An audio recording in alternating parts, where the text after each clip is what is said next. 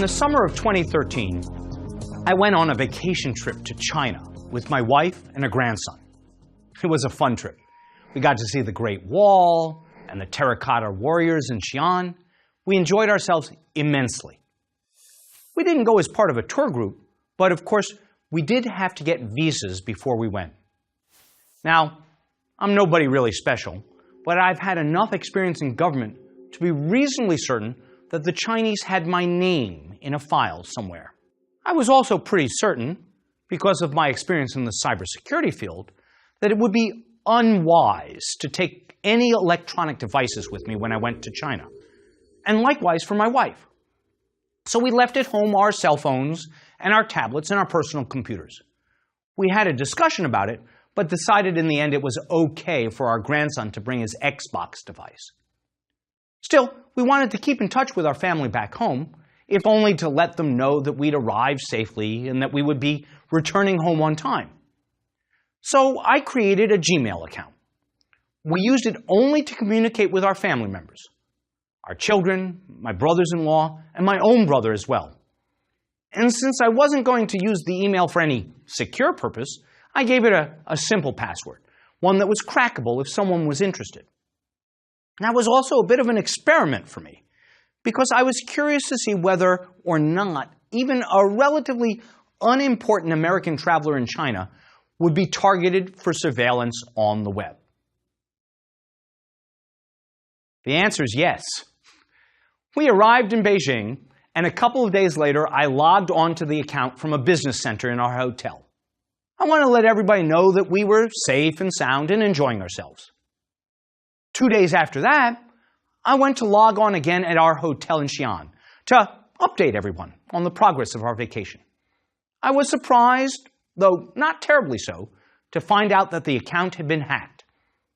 It was serving up spam to people in our contact list, and it was providing me at the business center in Xi'an with vague opportunities to click on links that I was quite certain were malicious. I doubt this was an official government hack of my account. More than likely, it was the work of Chinese criminal gangs of one sort or another. On the other hand, gangs typically don't operate in China without the government's tacit approval. Now, this is a pretty overt example of how individuals are tracked on the web.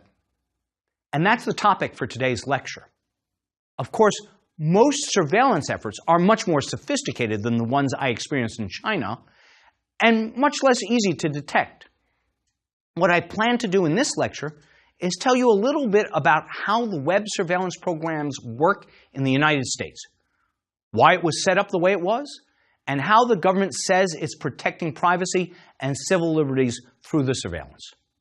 Along the way, we'll hear from some critics of the program, as well as some of its defenders. So let's begin with the question of why.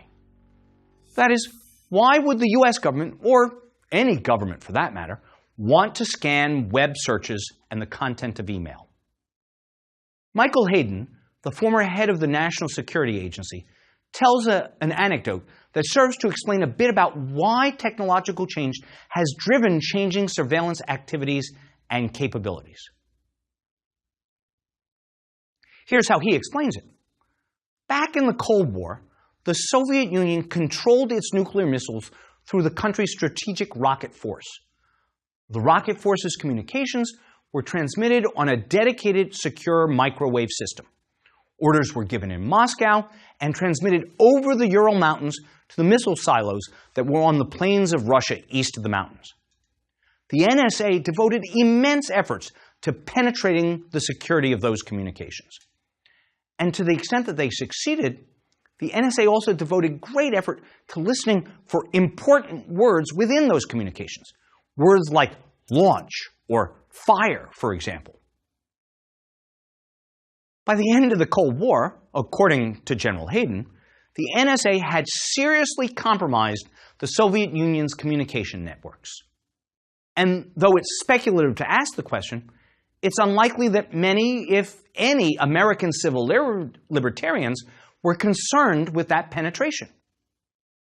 Today, however, no longer would Russian launch commands necessarily be transmitted on an exclusive, dedicated communication system.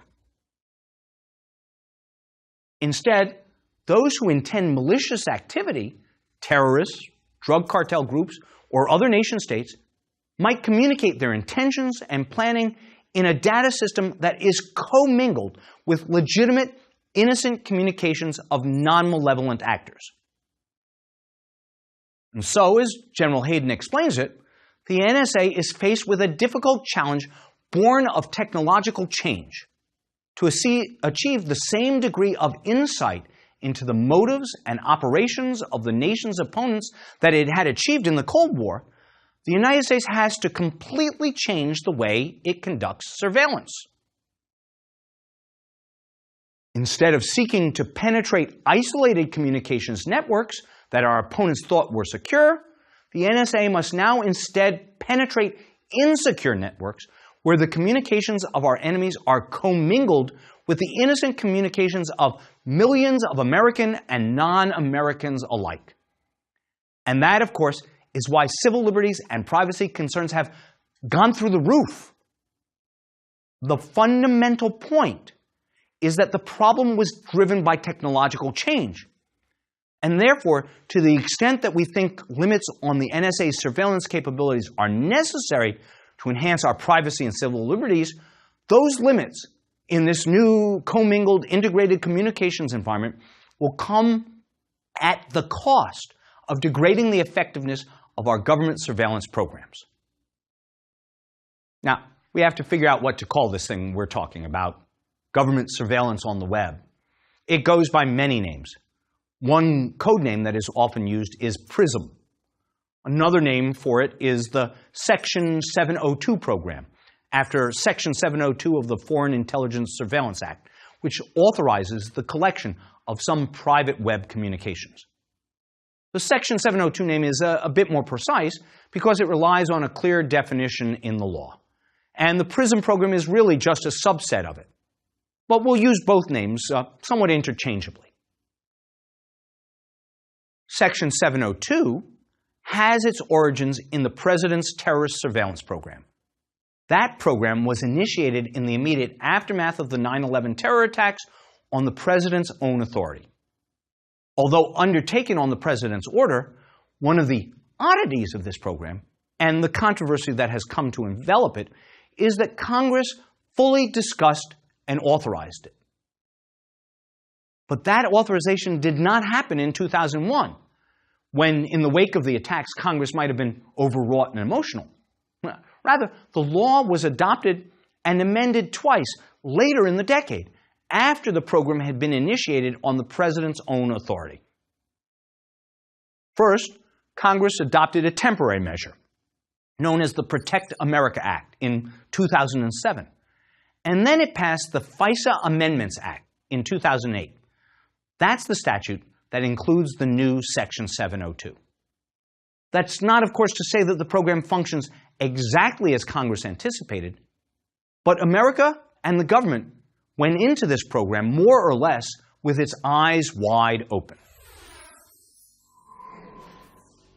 Under Section 702, the U.S. Attorney General and the Director of National Intelligence may jointly authorize surveillance that targets people who are not U.S. persons. U.S. persons is a term of art in the intelligence community. That means people who are American citizens or permanent resident aliens. So, the targets of Section 702 surveillance should not be U.S. persons. Section 702 only allows the government to acquire foreign intelligence by targeting non-U.S. persons reasonably believed to be outside the U.S. borders. In other words, foreigners on foreign soil.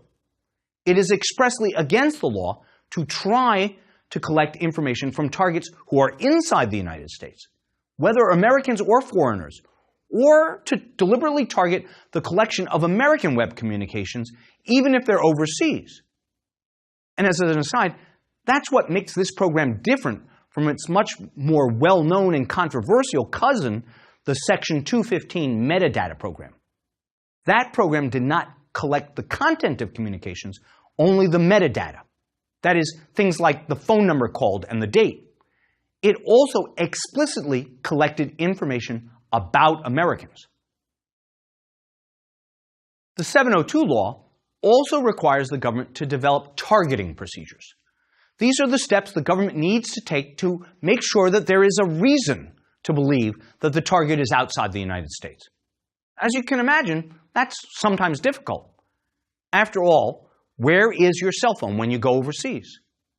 In the end, the government must get these targeting procedures approved by the Foreign Intelligence Surveillance Court.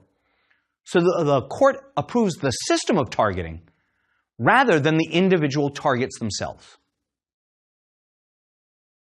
To conduct this type of surveillance, the government can compel assistance from internet service providers and telephone companies in order to acquire foreign intelligence information. That is, information relating to a foreign espionage program or international terrorism. And it's pretty clear that the government pays a pretty penny to all the communications companies that participate in PRISM and which provide data. The payments range from $250 to nearly $400 million annually, according to the Washington Post. Some privacy advocates suspect that, as a result, surveillance turns from a legal obligation into a source of income for the companies. Here, I might mention that it's not just regulated characters such as traditional cable and telephone companies like AT&T and Verizon, but also newer technology companies like Google, Facebook, and Skype that are at issue. It's useful, I think, to step back for a second and ask why the program works in the first place. After all, couldn't foreigners who want to avoid U.S. interception simply avoid sending traffic through U.S.-based servers? In theory, yes. In practice, not so much. Much of the world's electronic communications pass through the United States. Since the automated protocols that direct the information flows on the network tend to find the cheapest and quickest route, it turns out that a large majority of internet traffic crosses American borders. For example, at the time I was writing this lecture, average network response times in North America, that is, the US and Canada, was 38 milliseconds. The next quickest, in South America, was 83 milliseconds. And in Europe, it was a slow day, with an average response of 185 milliseconds. In the world of internet speeds, that's a huge difference. The exact numbers, of course, vary every day, but the pattern is persistent. This infrastructure superiority is America's home field advantage. It gives U.S. intelligence analysts the opportunity to intercept the communications of foreign targets as their electronic data pass through the United States. How big an advantage is it? Nobody knows for sure. I've seen estimates that anywhere from 25% to 80% of global internet traffic pass through the United States. But other global players are moving to expand their own infrastructure and challenge American dominance, in part because of continuing disclosures about how U.S. authorities have become global traffic cops and even spied on allies as well as enemies. Brazil, to cite just one example, has proposed running a fiber optic cable directly to Portugal so that its traffic won't go across American systems. What Congress originally authorized is a program that cannot intentionally include any U.S. person or anyone, whether American or foreign, who is located in the United States. And they could be targeted only at the collection of foreign intelligence information. That is, information relating to a foreign country's efforts against the United States or for counterterrorism purposes. But that isn't the whole story, of course, because a foreign intelligence communication might be intermingled with the casual, everyday communications of U.S. persons. One easy way to think about that is to consider when an American sends an email to a foreigner who has been identified as a target for foreign intelligence collection. It's unavoidable that information about the American and his or her discussion will be collected along with the information about the targeted foreign national. Another good example can be found in two foreigners who've been targeted by U.S. authorities and who are talking about an American person, perhaps one they hope to recruit. Once again, the identity and certain information about the American is swept up in a net intended to apply exclusively to foreigners. For that matter, a technical malfunction, or even the incorrect entry of a phone number into a database for surveillance, might result in the accidental and inadvertent collection of information about an American. The reality is that a fair amount of information about Americans is collected. So, how does such collection actually happen?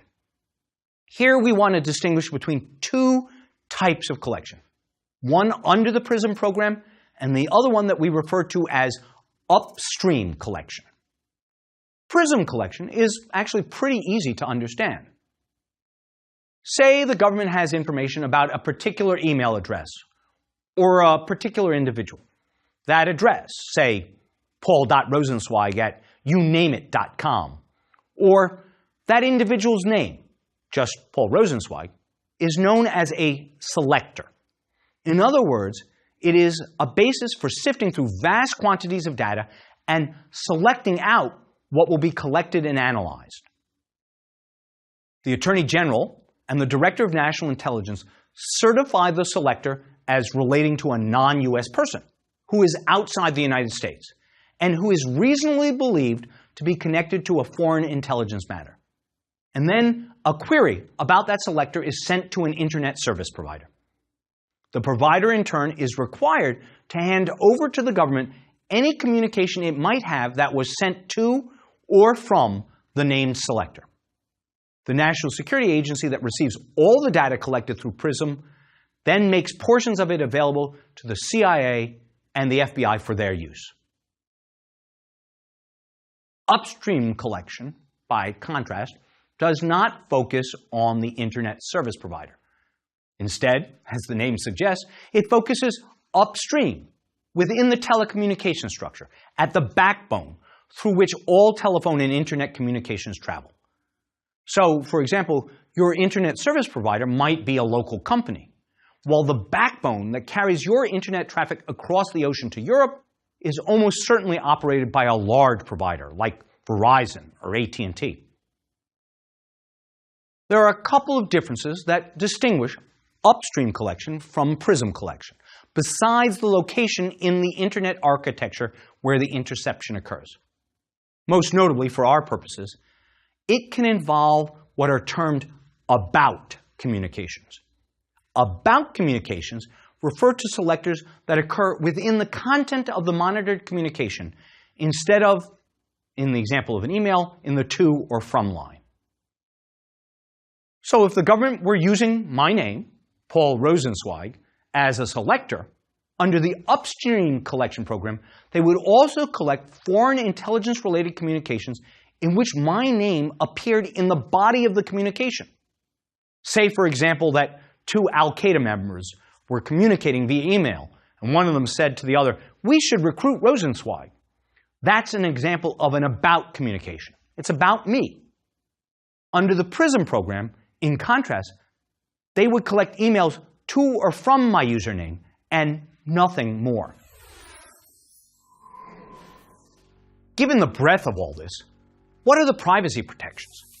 If we're going to collaterally collect information about Americans in a program designed to monitor foreigners, what's to keep that information from being misused? Here is a part of the answer. When information is collected about an American, whether collaterally as part of an authorized investigation or inadvertently as a result of mistake, the government is required to minimize that information. When we use the word minimize, what we mean is to limit its collection of the information, to retain it, if at all, only for a limited period of time, and to use information about Americans only in narrowly defined circumstances. It may also mean deleting the information entirely. As with the targeting procedures we talked about earlier, These minimization procedures are also approved by the FISA court. But again, the approval is for the system of minimization, not each individual case. So, for example, under these minimization procedures, agencies like the NSA, CIA, and FBI are not allowed to unilaterally sift through the data they've collected. Rather, they must demonstrate a reasonable likelihood that targeting a particular item in the information collected is going to result in the development of foreign intelligence information. In other words, the rules in place limit when an American's information can be targeted for examination and how long data about an American can be retained before it ages off and is deleted. There is a fair amount of support for the Section 702 program. By many accounts, the program has been a success in the development of foreign intelligence. It has proven to be flexible and produced an increase in the number of suspected foreign agents whom we can target and monitor. The Privacy and Civil Liberties Oversight Board, a bipartisan panel within the executive branch that reviews actions the executive branch takes to protect the country from terrorism and also monitors civil liberties concerns, has reported that more than 1/4 of NSA reports on international terrorism include information that is based in whole or in part on data collected under the Section 702 program. Although the details are, of course, classified, the board has also said that the program has played a role in discovering and disrupting specific terrorist plots aimed at the United States by enabling the government to identify previously unidentified individuals involved in international terrorism.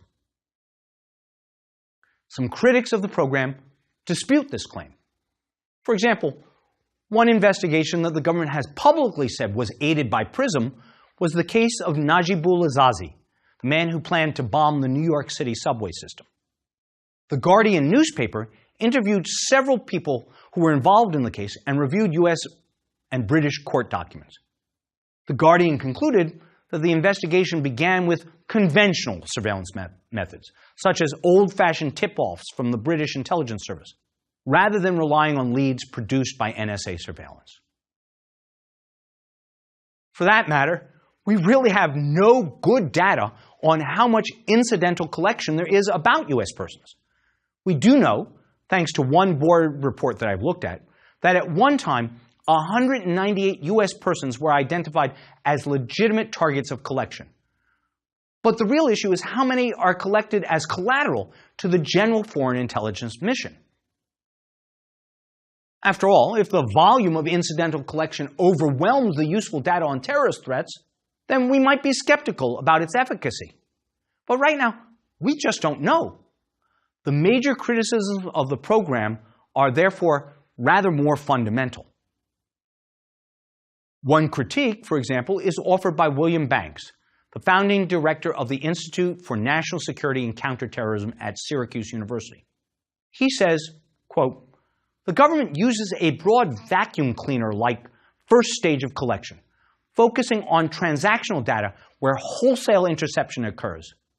Then the NSA engages in a more particularized collection of content after analyzing mined data. Some worry that the 702 program is in effect creating a vast storehouse of data. Consider just one example, a program known as X-Keyscore. In 2007, an NSA report estimated that the agency had collected and stored approximately 850 billion call events and 150 billion internet records. William Binney, a mathematician who used to work at the NSA, estimates that the number is much, much higher. He says that the storehouse involves almost 20 trillion email and telephone transactions. That's an awful lot. By far, the largest complaint about the Section 702 program is that American data is retained, at least some of it. Under current rules, when the U.S. government is targeting someone abroad, it's not required to discard the incidentally collected communications of U.S. persons, if authorities conclude that those conversations constitute foreign intelligence. In that event, even conversations by or about Americans can be retained. And the threshold for targeting an American within the data collected is relatively low.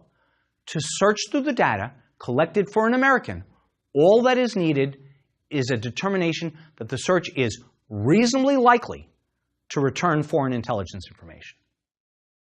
We lawyers use words to indicate guidelines and rules, and reasonably likely is an especially easy standard to meet. It doesn't, for example, require any particularized suspicion that the U.S. person who is the subject of the inquiry is actually engaged in any wrongdoing himself.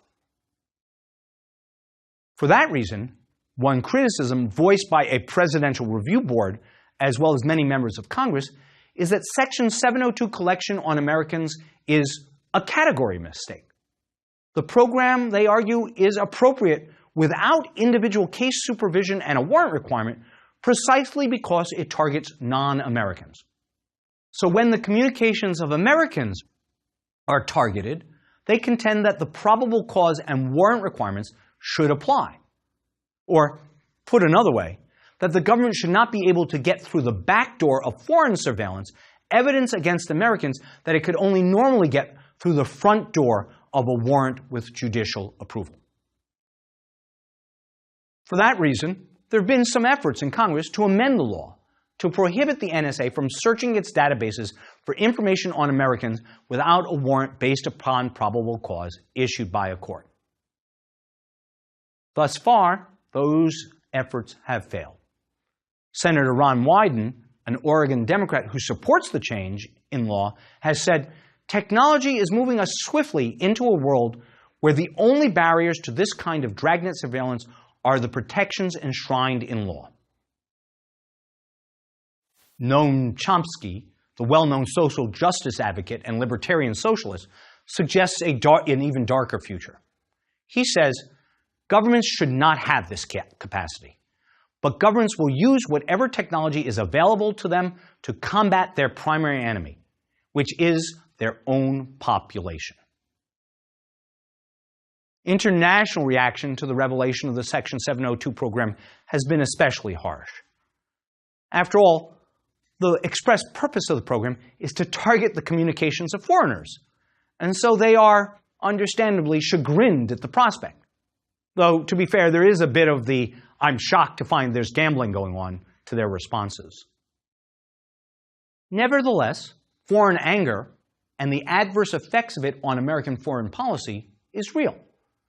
2 Hong Kong legislators wrote to the White House saying that the revelation of blanket surveillance of global communications by the world's leading democracy have damaged the image of the U.S. among freedom-loving people around the world. Perhaps most famously, German newspapers reported that the NSA had monitored Chancellor Angela Merkel's cell phone. Merkel called President Obama and told him that spying on friends was never acceptable, no matter in what situation. The U.S. denied the report, and then it promised not to do it again. Amid all of these competing impulses, the New York Times columnist Thomas L. Friedman has defended limited government surveillance programs intended to protect the American people from terrorist acts. He writes, "Yes, I worry about potential government abuse of privacy from a program designed to prevent another 9/11. Abuse that so far does not appear to have happened. But I worry even more about another 9/11. If there were another 9/11, I fear that 99% of Americans would tell their members of Congress, 'Do whatever you need to do. Privacy be damned. Just make sure this does not happen again.'" What Friedman is saying in defending limited surveillance programs is that unless we make a hard compromise with the federal government, which at some level we must trust to protect us, then the alternative very well may be to give it a license to look at anyone, at any email, at any phone call after the next catastrophe. That would be the natural reaction and the wrong decision. The better course by far is to work out an agreement now that would authorize the government to mine this data and then go to a judge to get a warrant, to look at it under rules outlined by Congress.